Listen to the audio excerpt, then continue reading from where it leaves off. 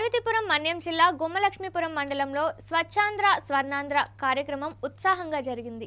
ప్రతి గ్రామాన్ని పరిశుభ్రంగా తీర్చిదిద్దాలనే లక్ష్యంతో కూటమి ప్రభుత్వం చేపట్టిన ఈ కార్యక్రమంలో భాగంగా మండల పరిషత్ కార్యాలయం వద్ద పంచాయతీలకు తడి పొడి చెత్త సేకరణ కోసం ప్రత్యేక ట్రాలీ బళ్లను పంపిణీ చేశారు.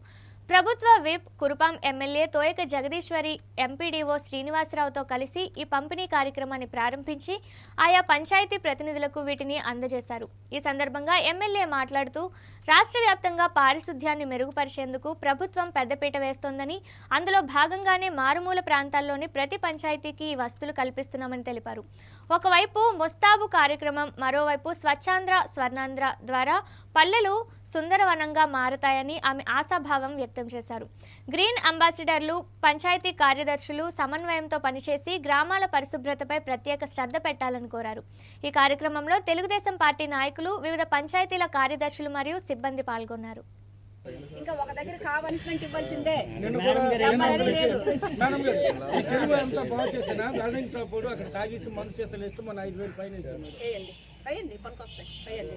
ఎందుకంటే మనం